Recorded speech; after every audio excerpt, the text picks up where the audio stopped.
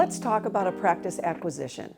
So our practice acquisition program is for the dentist that either has purchased the practice a year ago or is going to purchase the practice in the next couple of months.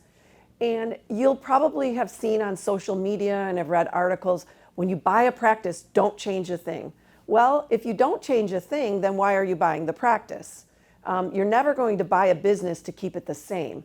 I am in agreement that you shouldn't turn the practice, on top of itself, topsy-tail, if you will, and change everything. Absolutely not.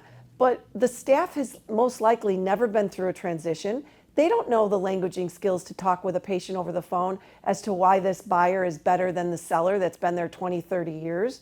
So they need coaching, as do you, as does the seller. The seller's never been through a transition. So very often what I find happens in acquisitions is that the seller and the buyer are not communicating. And they're going through the brokers and the attorneys, which is fine, but it's not the ideal in a communication. This is a relationship. Even if the seller wants to walk off tomorrow, you still need to have some sort of a relationship with this individual. And so my belief is that in an acquisition process, in a program, and we offer two of them, a 6-month and a 12-month, is that the buyer and the seller, we facilitate that communication. We also facilitate, how is that transition letter going to look? How is the staff going to respond to patients?